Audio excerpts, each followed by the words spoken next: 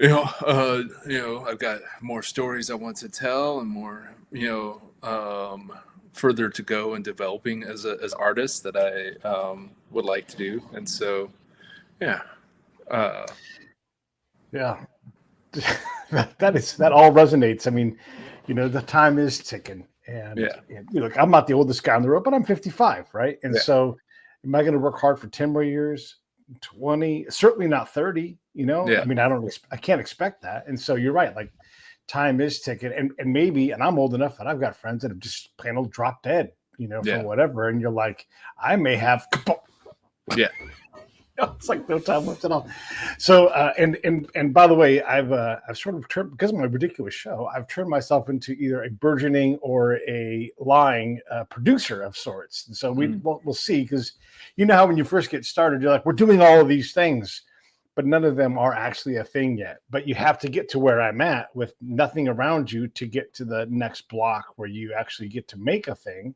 And mhm. so TBD, but it wouldn't surprise me at all if I was significantly further down the road on several projects. And making things is exhausting, exasperating, and wonderful all at the same time. Yeah, yeah, no, totally. Yeah, and it's surprising how much energy it gobbles up to like just try to get something in the position of maybe getting made, and then the actual making it in itself is its own kind of Mount Everest to climb. And it's you know um that said, like I'm I'm I'm not going back to writing books and poetry for a reason. I like doing this Right. a lot more. But there's you've got you know to make a TV show, make a movie. You have to be an entrepreneur and a creative, and try to be something of a leader when it gets to that point, or a crisis manager, or all that kind of stuff. Yeah, it's funky. It's You do a lot of posting about past work, and there was really Mm, some great stuff, and it inspires me to go and look at, or relook at, or look at with more mechanical eyes. mhm. My eyes are actually human eyes, but I'm saying, like, to Yeah, examine, Howard Hawk movies or whatever it is, and yeah, because there are these moments and these shots that you see, and when I think about projects that I'm working on, and again, like, I'm pretending producer, but there's images that make me excited. And when I describe the project, I use mhm, those images. I mhm, talk mhm, about a mhm. guy putting a leather glove on and doing this, and because it helps me to see what the next picture is going to be. And when I watch these movies and I think about what I'm seeing and how they frame things, all of a sudden there's a whole new world out there. Yeah, yeah, yeah, yeah. No, and that's. I mean, I try to watch a movie a night, uh, just to keep, you know, to feed, to kind of fill myself up in a way. I mean, like life fills you up, and your own temperament, and your own. But there is this, at least for me, and especially if I go back a little bit in time, like I find it easier, strangely, to be inspired by stuff from 50 years ago than from like 5 months ago. I don't know how much of that is just my inclinations and my sensibility. Am I like someone? I imagine if I was doing this in 1950, I would have wished I was doing it like in the silent movies or something. Maybe that's Or just maybe forward in time. If yeah, only I could type stuff in on a computer, make anything yeah. digital. Who But knows? but I like to, yeah, like if I go, Howard Hawks like is like my hero. Like Mm. that's he's my favorite director. He's who I most aspire to be like as a storyteller. Okay. And you know he he started in the 20s and finished in the 70s. But for some reason, I think maybe I can go back. He's further enough in time that I can kind of like, he's not, you wouldn't mistake too many of his movies, even though they hold up wonderfully. You wouldn't think His Girl Friday was made this year. You wouldn't think Rio Mhm. Bravo. Like they're all they're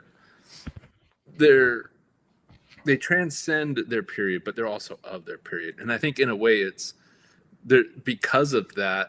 I can kind of see, at least for me, a little bit more clarity, like his storytelling approach and what he valued and how, like sometimes even like filmmakers I really admire, like Coen Brothers or Martin Scorsese or more recent examples, I have less clarity because they're so I don't know, there's less aesthetic distance there, and so like yeah, like I do like to, like it's my way of almost doing a diary thing. Like I'll watch a movie. Sometimes I'm too tired to have anything intelligent to say, so I'll just register, kind of register my thoughts. But sometimes I got, I'll go back and I'll watch things, just especially if it's a movie I've already seen. Like when I was in post production on Americana, my first movie, coming out in August finally. Like I would go back and I would, rewatch, listen to Robert Altman movies to just pay attention, like Howard Hawks and Robert Altman both have overlapping dialogue. Altman pushed it further than Howard Hawks. Howard Hawks kind of pioneered it, the rhythm of it. But also just to kind of just go back and just watch them, just paying attention to the sound design and like how full is a scene, how the characters, who you could kind of see in the frame or you could feel near the frame, do they make sound? Are they ubiquitously silent? Like how much, because it's all emphasis. Like it's not a it's not a pure representation of reality. It's it's what you emphasize, that is part of what gives you your storytelling style. So like kind of go back and just study a filmmaker for one thing, where I would go and watch a No Country for Old Men and just try to pay attention, just how many camera setups per scene did they, like if I was just to write down, it's like, okay, like they're mostly in these singles, but then there's a 2-shot here, then there's a super wide here, so yeah, they had 4 camera setups and a significant, it's a 1.5-page scene. They covered it with 4 camera setups, and that maybe that took half the day. That was 6 hours, and just kind of so sometimes it's just depending.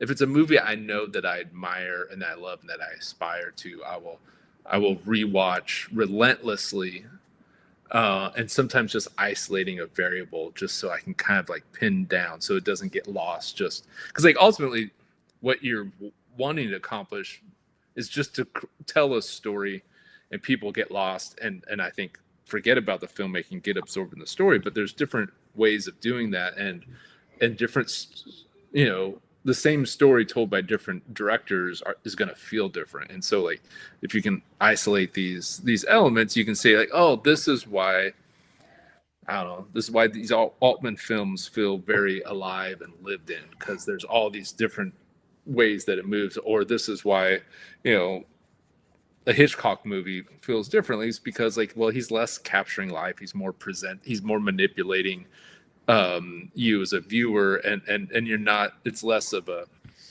representation of a imagined reality than it is like almost it's a little bit more theatrical and a little bit more controlled. And so like there's I don't know, like that's one thing I like to go in and do. Like I probably, in the run up to directing Americana, I probably watch Steven Spielberg's first movie, Sugarland Express, at least 20 times, just to try to like no, I don't think anyone's ever been better at using the camera as a storytelling tool as Spielberg, and I certainly do not even come anywhere in the ballpark or in the same sport in that front. But I was still trying to absorb what I could, like just how he uses the different plane, like how he'll have one story going on close to camera in the foreground, and a different story maybe in the middle ground, and sometimes even a third story going on Wow. in the background. 3 different planes. They're all related, but they're all telling different stories. And the one closer to the camera is a little bit more emphasized, but he's kind of almost laying the groundwork for the next shot in the middle and background. And so the camera moves over, then it swings to that. And it's just a very, very advanced degree of visual storytelling. But when you watch it, it's just like, oh wow, his movies are like effortlessly alive and exciting. You just feel that excitement. You're not like, oh my god, look at that, that blocking and that that camera movement. But you just feel some ineffable energy in his movies, I feel. And then you have to kind of go back and like see, well, these are all the component parts that Right. that created that kind of seemingly effortless feeling that his movies have. Man, there was so much great stuff in there. It was fascinating to hear you talk. When you watch a movie, what does that look like? I mean, are you sitting there just watching? Do you have a notepad? Is there a beverage with you? What does that look like when you're watching one of those 20 times? I mean, I'm usually like the first time I watch something, I just watch something to feel something, so Right. I'm not studying it. I usually have a glass of wine and a little bit of popcorn, that kind of gets set. And it's, no second, screens or nothing like that. I'm not, I'm just there in it, trying to feel it. And then sometimes I'll like, I'll pull, my sons are teenagers, and especially my oldest son, he's been watching a lot of movies with me, so we'll watch together, like last night. I wanted to watch The Birdcage, Gene Hackman movie since he passed away, and then and within 2 minutes, my oldest son, he was like unloading the dishwasher, and it got his attention. He came in, he got on the couch, and we started laughing, and then probably 2 minutes later, my wife came in, and then she got pulled into it, and so then we ended up just watching it together, and so sometimes it's just that, and that's like just you just want to be carried and taken over by it. But if a movie does transport me, does have something, then I'll go back and I'll even sometimes, especially, I'll pause it, and rewind it, maybe write down some notes. I'll go to this website, Shot Deck, where it just has frames from lots of movies, so I can just go back and just study. They'll have information on the lenses, or all these, or just stills from the movie, and so you kind of go back and just study more of like, oh wait, like, and like that's how I like notice in Paul Thomas Anderson movies how often he'll just have the edge of a doorway when he's shooting an interior scene. Like I didn't really pick that up, but like there's you start to you feel that, like it gives you just this little slight sense of like your voyeurism, and you're kind of seeing a little bit more than you're supposed to see. But I kind of started seeing that, like, oh, that's he often, or well, he's his DP now, but like him or his DP, in concert, will often set the camera right there where there's a door frame or there's a window frame right at the edge, or there'll often be another room that you see, but it has a different kind of lighting temperature or lighting scheme than the main room. Like and that, I think that gives a lot of kind of texture to his movies. Or Wong Kar-wai and Christopher Doyle's films, like Fallen Angels or Chungking Express, they have a what they call like a dirty frame, like some objects right here, kind of taking up the frame, but it gives this like kind of almost painterly texture in aggregates, and again, this immersive feeling that other films don't have, but it's kind of this beautiful kind of texture. Those are kind of things where I almost, like, if I'm just looking and studying the stills one after another, I start picking up patterns, and then I'll watch the movie again, and then like, oh yeah, like that's one of the reasons why this film has its own unique feel. There's these tendencies in there, and Yeah. so if I dig it, sometimes I'll try to steal some of those. Yeah, got to steal stuff, right? Yeah, it's or take it and be inspired in a different way by it, or whatever it is.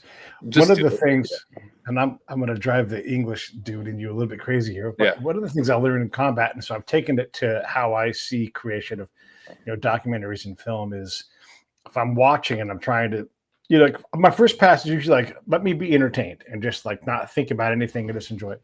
But my next pass, if I can make it through, is I look for affect. When do I have an emotional response to something I've seen, and when did it start? When do I disappear and forget that I'm working, and I all of a sudden gone? And what was it?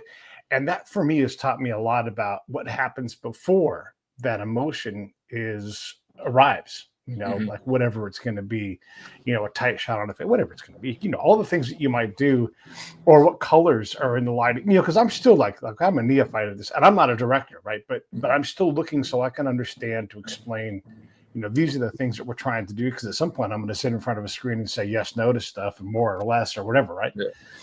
And I found that to be a really powerful tool.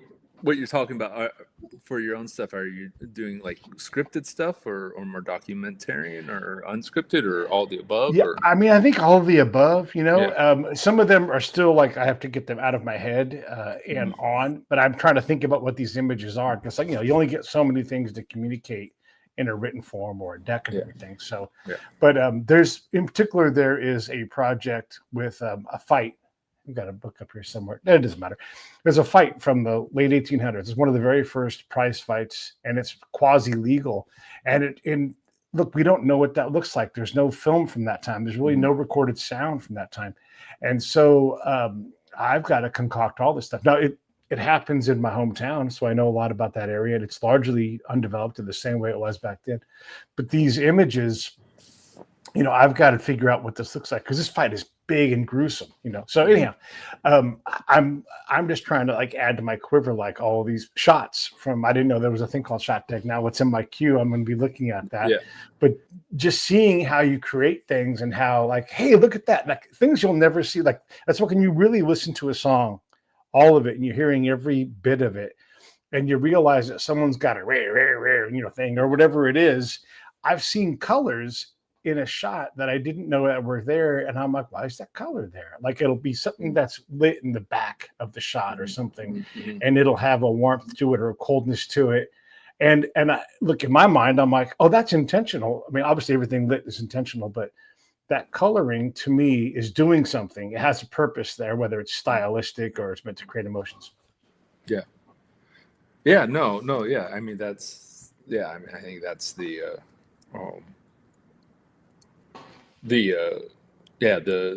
complexity of all that. And like I'm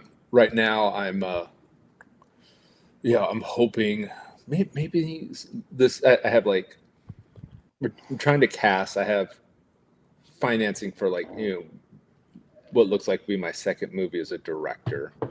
Nice. Gotta get the cast together. But I'm like, so like right now I'm putting together a directing guidebook, and a lot of it is imagery, because like you write something, I try to be pretty clear in the scripts, but my scripts are pretty, like, I want them to be quick reads, so I don't like lacquer in descriptions just because like it's boring, or at least it is when I write it. And so so a lot of that is drawing like or even for me it's like trying to kind of come up with what are the inner rules and principles for this for this story, like this one that I'm hopefully doing in the next 12 months. And it's a 3-hander story. There's 3 main characters. And right now, and I got to test this out and kind of kick the tires on it, but like I have this one character is a little bit of an older rich guy from the South. And like I'm almost drawing almost all the reference photos, most of the reference photos for his house, maybe a little bit for his wardrobe, for the like just the objects that he surrounds himself, or maybe more taken from movies from the 50s and 60s. like even if we get the,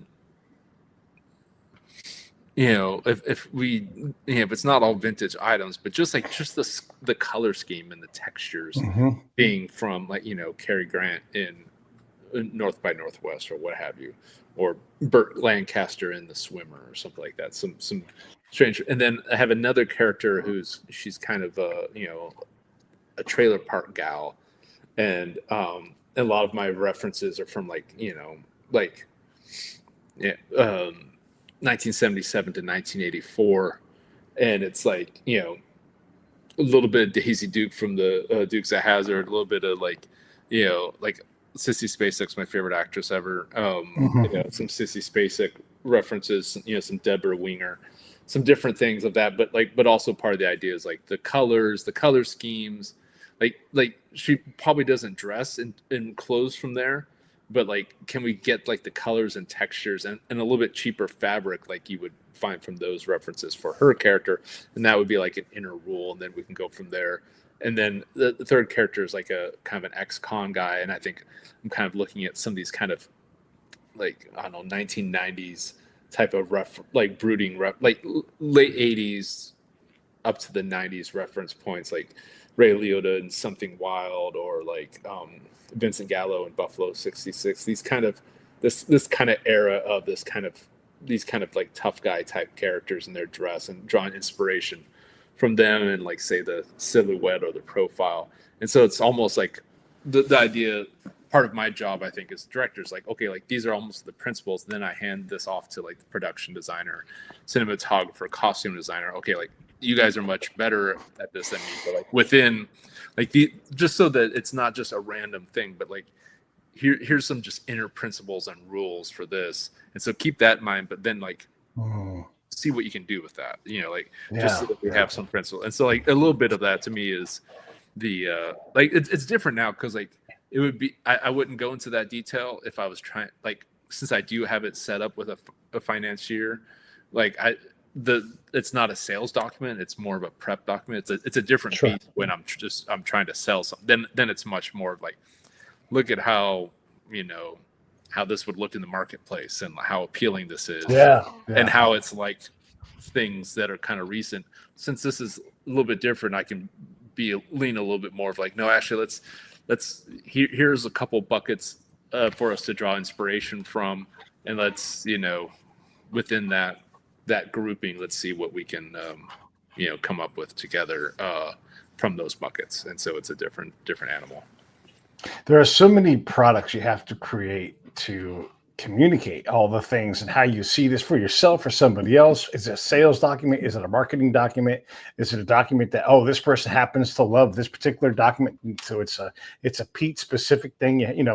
There's a lot of stuff you have to think through and try to like put these things together to communicate what's in your head so that you can do the things that you do. It just depends. Like part of it is just like where you are in the project, and just also being honest where you are in your career or your standing within the industry. Like right now my standing is I'm a solid pro. I'm not a name. They're not gonna put from the mind of Tony Toast on the thing I make right now. Never. Like Howard Hawks, my favorite guy ever, never, like, he was just a solid pro his whole career. It wasn't until the French kind of started talking him up in the 50s and 60s that people like, oh wait, this is a significant artist.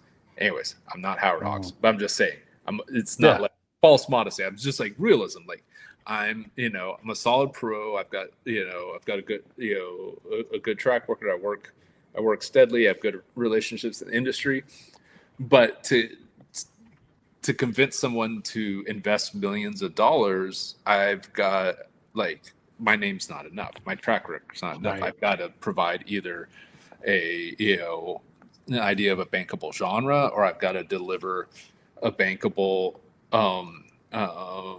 actor or two, or write roles that would make somebody think it would draw a bankable actor or two. Like I still like, I have to like provide some, like it's not like someone like,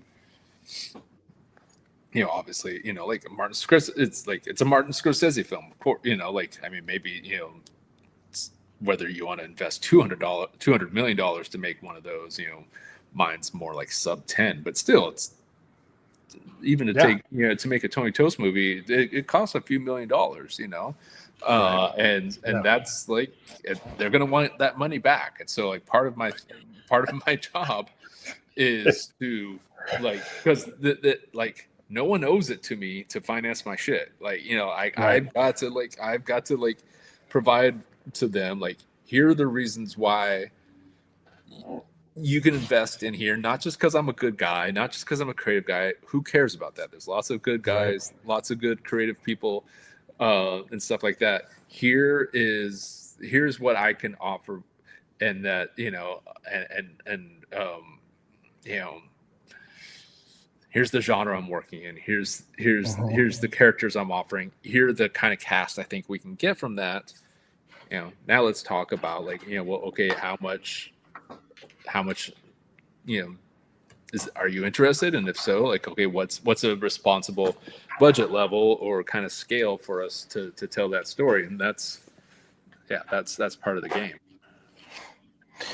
Yeah, all of that, man. It's when we see a movie on the screen, I had the dude who wrote Ford versus Ferrari, his name's Jason, had him on the show, and he's like, yeah, I started that over 10 years ago.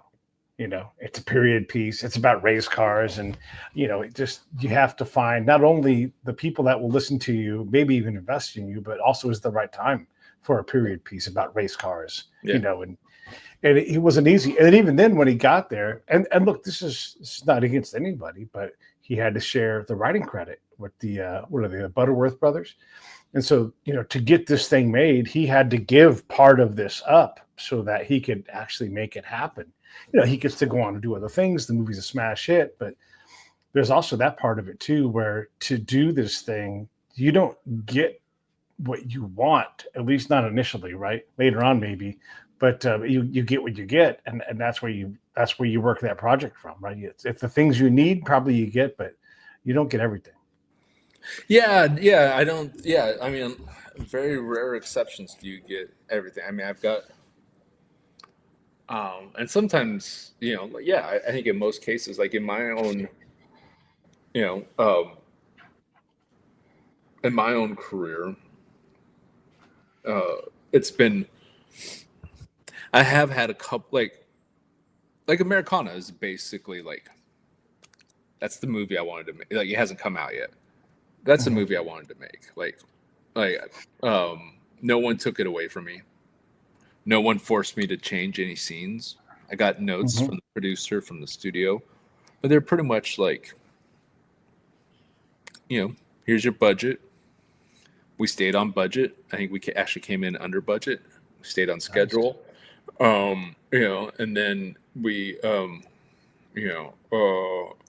put together my version, my director's cut, with input from the producer, from the studio. We test screened it, and it did well, but I could feel, and there's a little bit of it moved a little slow in the first 40 minutes. So I went back in of my own accord and took about 11 minutes out of the movie and tightened it up. And then, and then we premiered it at South by Southwest, and it went over really well and got really good reviews. Of course, there's, it's taken forever for it to come out because our studio went into bankruptcy right when we were making a deal with the distributor, and so it was just kind of held up for a while. But it's finally coming out this summer. But that, that, and then like Damnation, I kind of got to that was a TV show I ran for just one season, never got a big, did respectably well, but it was a period piece. It was good. Thanks. It was, I'm still proud of it, but that's pretty much got to make the show I wanted to make. But that's like twice. I've been doing this 15 years now. That's like 2 projects. So those have been my passion pet projects. And so, and those, in a way, as much as I can, I'm okay, like this generated from me, this is my thing. It kind of, I'm gonna go down with the ship. And then I've got this whole rest of my career where, makes up the bulk of my career, where it's not that I'm a little bit more hired gun, and so like, I'm brought in as a professional to do a job, and to, but it's not a project that originated with me. It's not my pet, like my it's, I need to advocate for the show, and sometimes that's advocating for the creative side. Sometimes it's advocating for the more responsible, producerial direction. But like, so in a way, for me, there's a little bit, there's the ones that are just for me, where I try to have it all. Yeah. And you only get so many of those, unless one of them hits big, which and then there's the other ones where it's where I don't know if compromise is the rest, where there's more pragmatism involved. Which is a little bit more like, it's just like, I'm here to do a professional job. I'm not, like I'm coming off of show running season 2 of Poker Face, and it didn't generate from me. It's not my baby. It's not my brainchild, but it's right.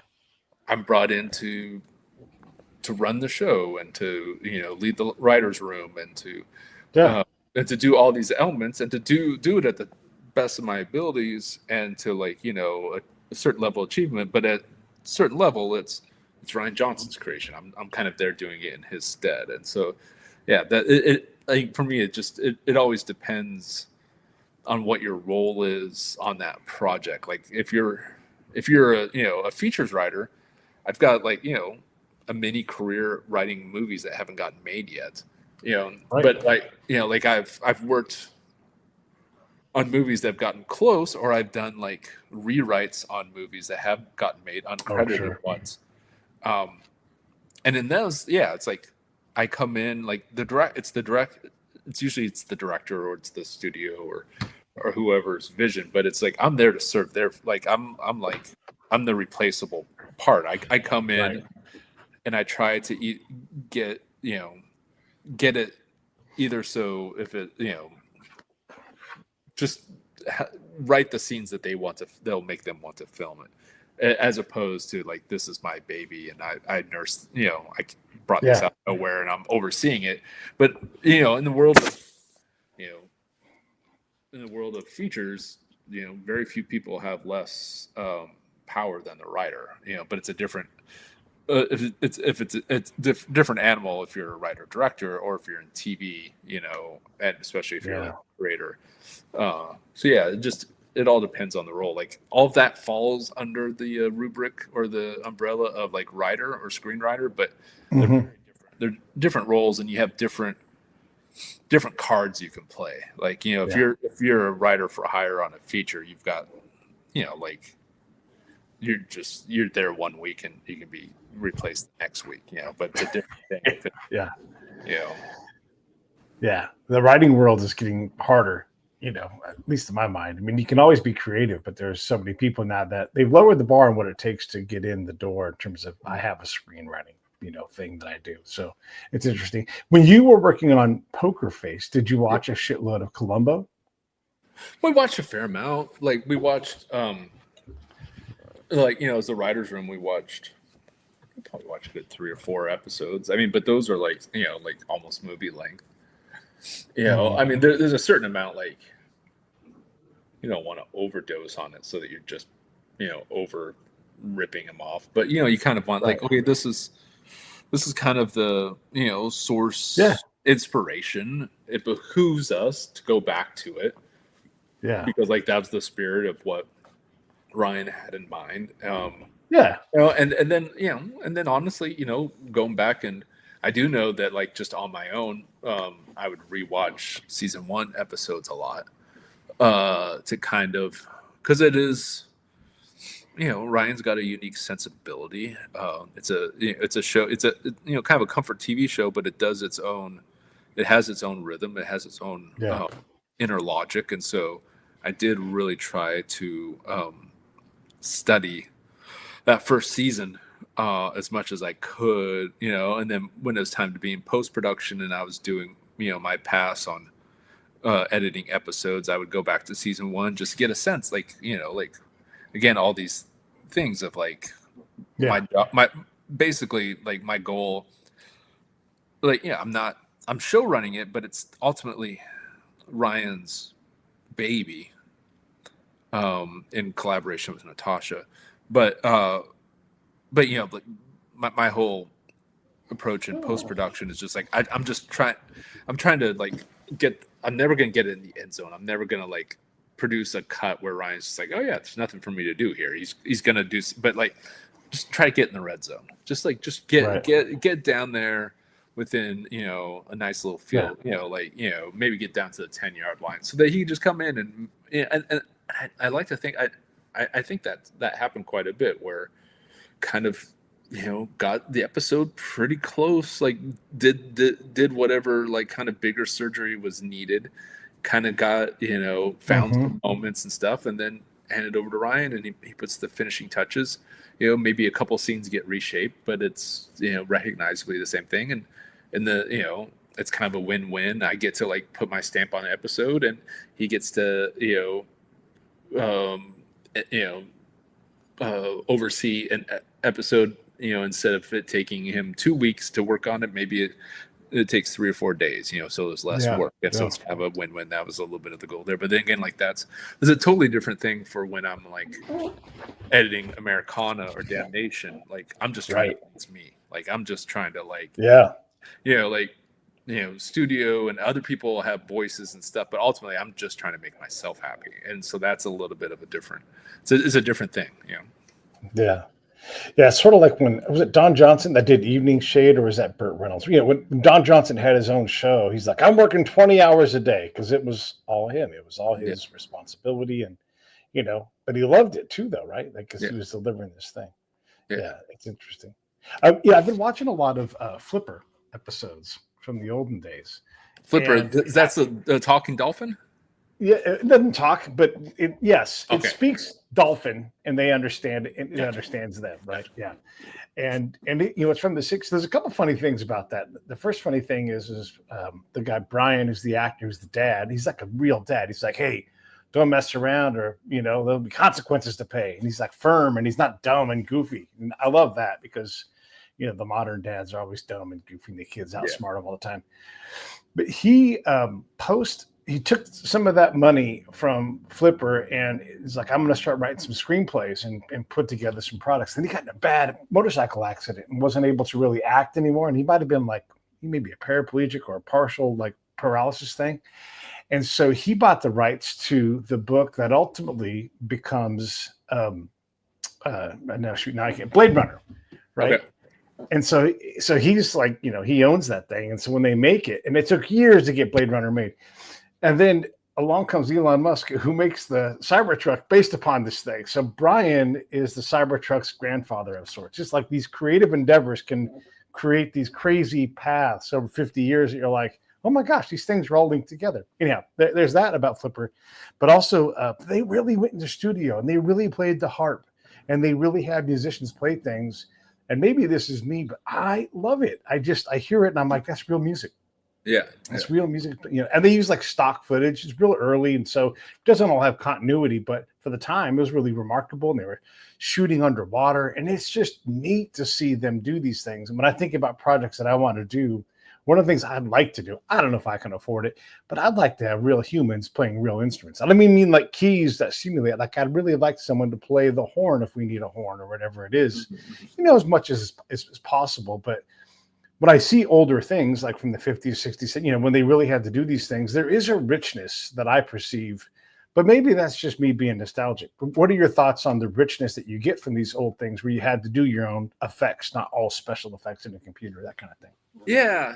I mean, I think it's a case by case element. Sometimes the old ones are really cheesy.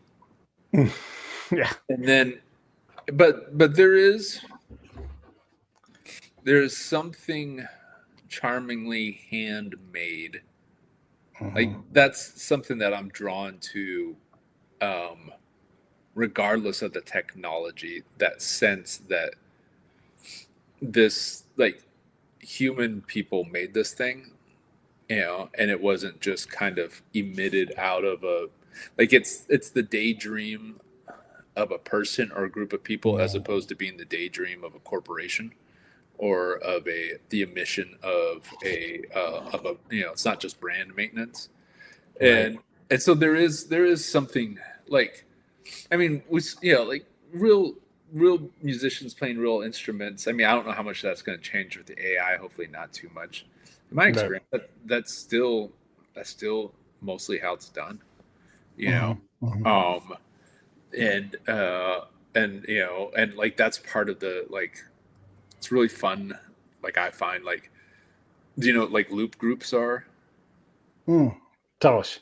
Loop groups being like just the background chatter in Mm-hmm. in a scene. You see background players when you're filming it on the day.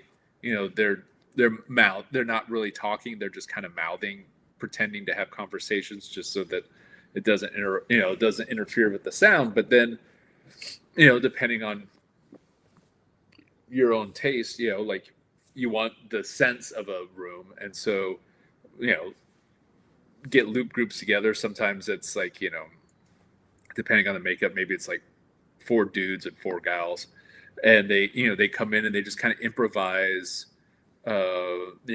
off screen or background or chatter and stuff. And then when you go to the sound mix, you dial it up or you dial it down. Like that's part to me. Like that's part like it's the Mm. manipulation of that of all of those elements of and the score and stuff like that and then it accumulates to exactly what you're talking about, where Yeah.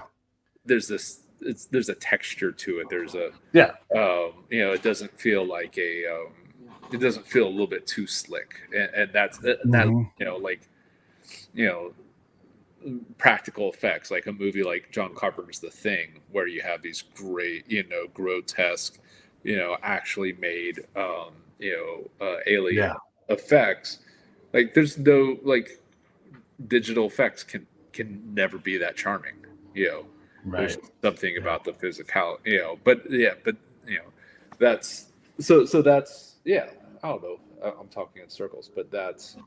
that idea, like you can still do, like even though the tools can change, I think in the right hands with the right philosophy, with a little bit of grace from God and or the muses, you can still have that very personalized handmade feel with Yeah. whatever you know animation or with a or with whatever. It's just Mm-hmm. it's a little bit of like the sensibility.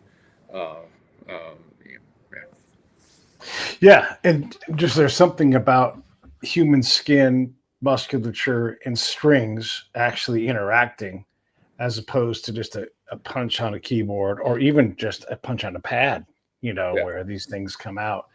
And look, there's nothing wrong with that. That works great. Hans Zimmer does all kinds of stuff where it involves, no instruments by the time he puts his hands on it. Maybe someone originally did that and then they turned it into something, and then, he's making it happen.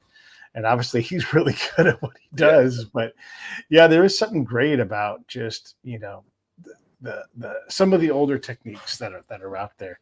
But then again, some of it is weird. I watched Play Misty for me again recently, and I remember not liking it. So I watched it again, and it just feels so dated to me. And it's Yeah. lauded as Clint Eastwood's movie and everything else, but I think it's like Unforgiven is about a million times better than it Yeah. to me, because he just is Yeah. better at directing. I mean, Play Misty for me is his first film, so Yeah, right. I'm not being, like he's Love You better than my Grace. first film. Yeah. But yeah, I mean, like, yeah, I mean, I mean, it's not a bad film, but it's not like Yeah. up there. I mean, by the time he's doing Outlaw Josie Wales, maybe like 6 or 7 years later, I could be wrong with my math. He's pretty unimpeachable. By Outlaw Josie Wales is like way up there. Yeah. Pale Um, Rider too. Pale Rider, High Plains Drifter is weird as fuck, but it's pretty great. But I think some of that is just like, but I think some of it's also like him finding his milieu. Like I don't know if, and I could be wrong. I don't know if any of my favorite Clint Eastwood directed films are like a thriller, like Play Misty for me. You know, like he'll sometimes do that, like absolute power stuff. Like all my favorite Eastwood films are either just straight up westerns, or they're kind of have some pastoral element, like Sure. a Perfect World or Honky Tonk Man, or there's like I really like The Mule. I really like Cry Macho actually, but they all have, um, I guess, almost rhythm of rural life, and Sure. and I think just that from all I know of his methods and his own temperament, like that seems to lend itself to that, and I think it's just it's probably a little bit of him. It's his first film as a director, but also I think that it's a little bit of him trying to hit the material, and his sensibilities and his strengths as a director maybe have less overlap than some. He kind of found where his you know where his sweet spot is later. Yeah. Yeah, that's interesting.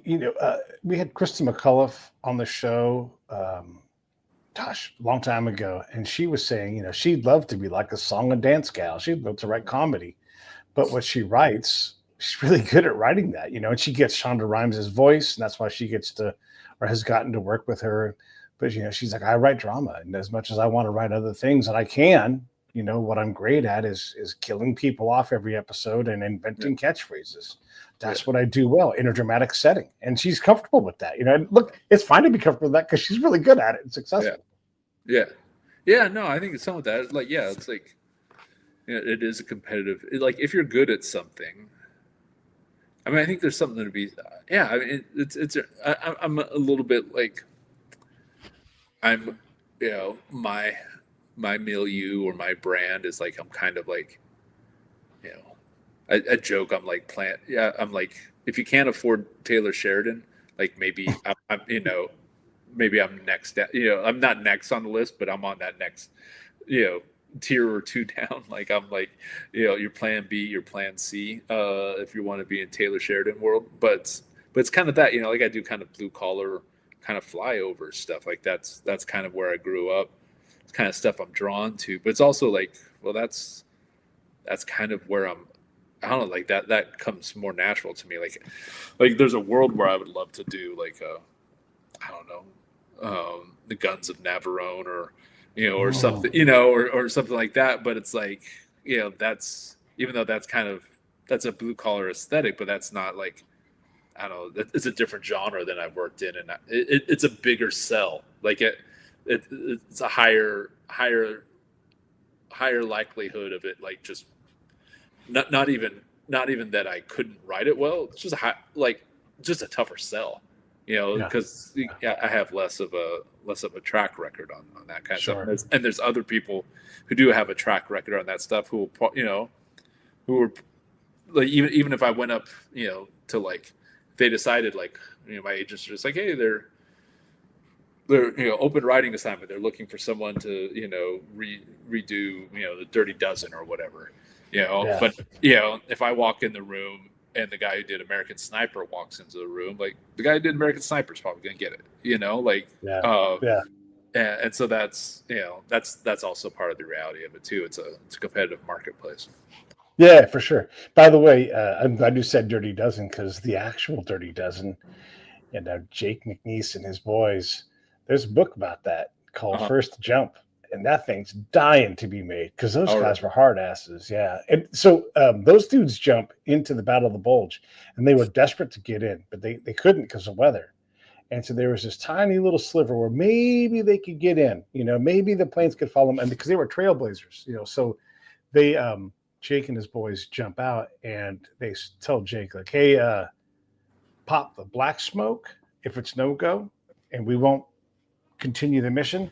And then pop orange smoke if you mark the spot, and we'll start dropping the provisions that are going to save this unit, right?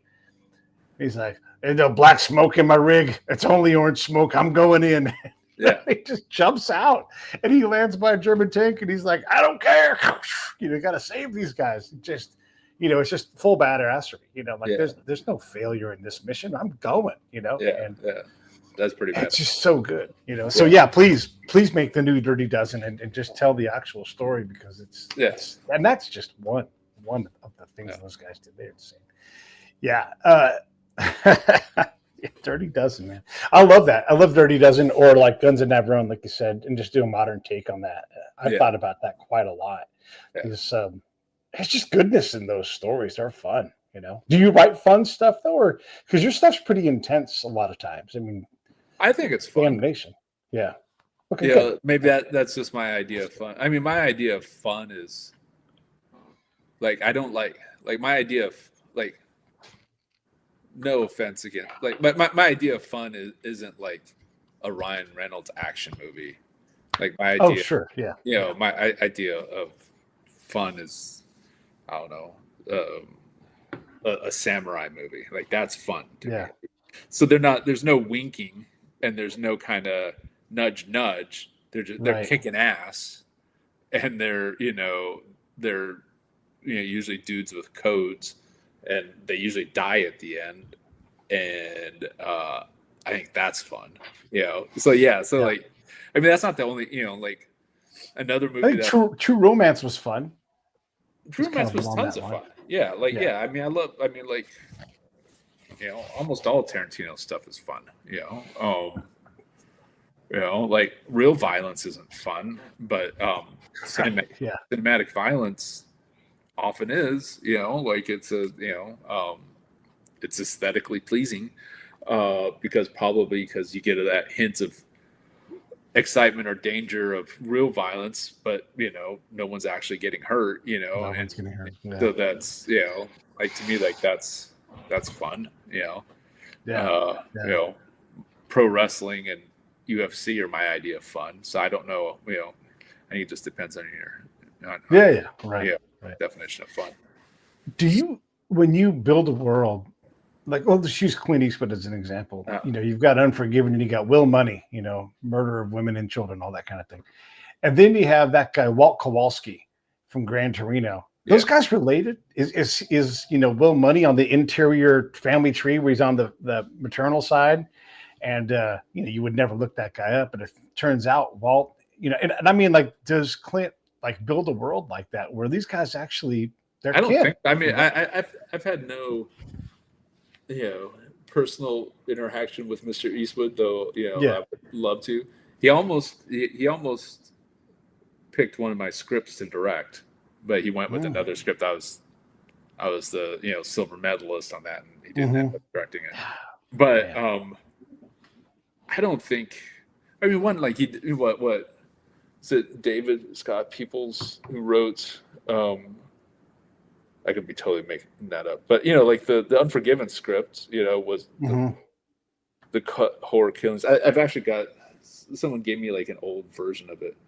I mean, like somebody else, like, I don't think Mr. Eastwood thinks along those terms at all.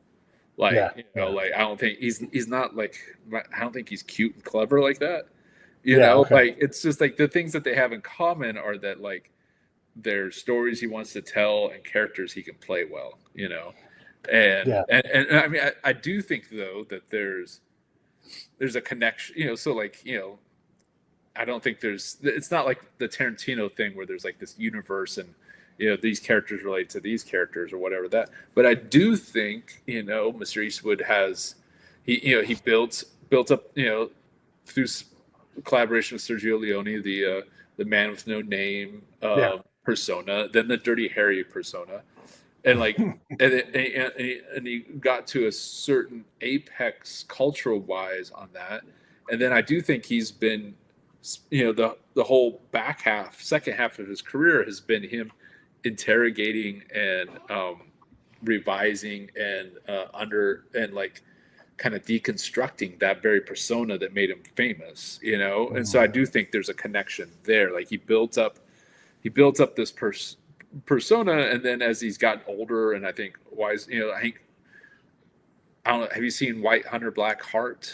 I don't think so. 1990. It's like the movie he made right before Unforgiven, and he's basically playing John Huston. You know, wants to go off and like do a big killing while he's like in essence doing African Queen in Africa. It's a really good, terrific movie. But like I think starting there, he's starting to kind of pick apart this kind of mystique and this mythic figure he has, and to show the darker side of this character, of this kind of mythic persona. And then because he optioned the Unforgiven script like a decade before he made it, because he didn't think he was old enough to play that character yet. And so I think that's part of it. And so when he hit around 50, maybe it was around 50, maybe maybe it's more around 60. Yeah, I think it's more around 60 because I don't think. But anyways, that sounds right. Then he started. Then he started, I think, kind of, purposefully, doing variations on that character, and it show whether it's Gran Torino or I think the Mule or Cry Macho, these kind of guys who are kind of this men of few words, hardened, my way or the highway, tough guys. Then I think he started examining the emotional, spiritual cost of that worldview. And I think that's part of what, like, I love John Wayne. John Wayne, I think, is a great actor. John Wayne never, and part of it is he didn't live as long as Clint Eastwood, but John Wayne, I don't think ever really examined the consequences of his persona in the way that Clint Eastwood did. I think so that's part of the artistry of Mr. Eastwood. I think of the full, not just lifting up this kind of, idealized, American rugged man, but then also kind of, looking at the shadow side of it too, which is, so that's a way of saying, like, I think he is interested in that, but I don't think he's interested in kind of, connected, like, inner universe worlds. Characters.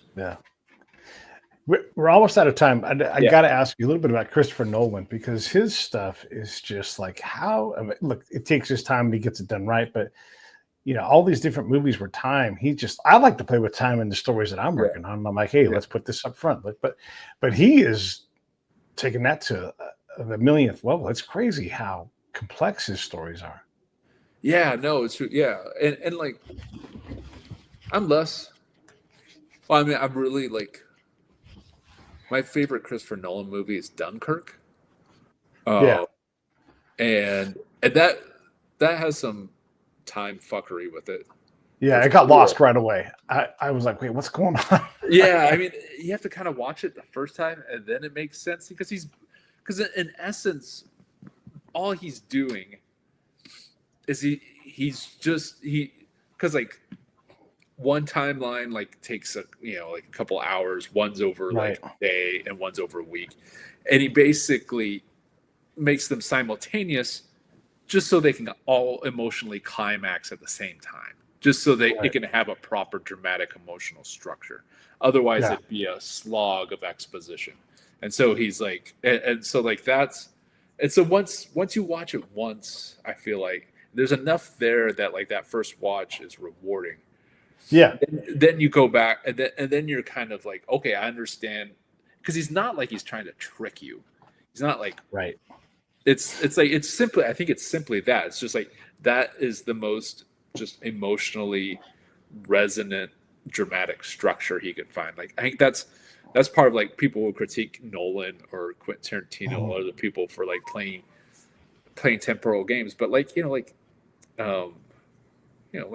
the Odyssey plays temporal games, like Don Quixote plays temporal games. Like it's just simply like this. It does, linear is not the default storytelling structure. It kind of is that it's used the most, but it's just departing from that doesn't mean you're trying to fuck with, or you don't have a good story. It just means like there's other structures available to give your story maximum emotional impact. That's all it means. And Tenet is so complex, but someone managed to map it, so you can go back and maybe that's part of the intent there, is because they are using time travel as part of the story, but just to show how complex that world can be, because it's easy to kind of forget the rules of your own universe when it comes to time travel. And there was an interesting thing. when it gets to stuff like that, I am like I'm not a big sci-fi guy Right. because like I am not, or like jumping around, like literal time travel stories don't interest me very much. Like Hmm. a story told out of order can be very interesting to me, but like Right. actual like you know parallel universe shit and stuff like that, Yeah. like like God bless people for it. It does work for. Like I don't want to take it away from them, but like Yeah. Yeah. just does not work for me. Yeah. Whatever. Yeah. Yeah. Well, listen, this is Friday. I don't want to keep any longer than we have to. You got movies to watch, and I think I've got some chores over here to do too. So I really appreciate it, man. Thanks for Yeah. indulging Thank me you. and being on the show. Uh, Anything in closing before we wrap it up? well, I mean, I guess next season of Poker Face, which I'm pretty excited about, is going to come out this spring on Peacock. I think the actual air date will be publicized, well, in a matter of weeks. So, but it is coming. I think it is. I think if you like season one, you'll really like season two. And then August 22nd, my first movie, Americana, with Sydney Sweeney, Paul Walter Yeah. Hauser, Halsey Zahn McClarnon, and some other really cool cast will be out in theaters for people to see. And so I hope people will check it out. Yeah, I'm super excited to see that. I can't wait for it to come out. I thought I had missed it because I looked at it, I'm like, oh, 2023. But it's good to hear that I didn't miss it because I normally wouldn't miss your stuff because I think the world of what you do. Everybody, this is Tony Toast. Go watch everything he does. Thanks, man. Damnation's cool. It's I don't want to spoil it. Just go watch these things. It's great. Second season of tell me what it is now. The Terror. The Terror, yes. Yeah. Second season of The Terror is so cool. All right, everybody have a great weekend. I'll see you all next week. Hang on one sec, Tony. I'll come back and say goodbye to you.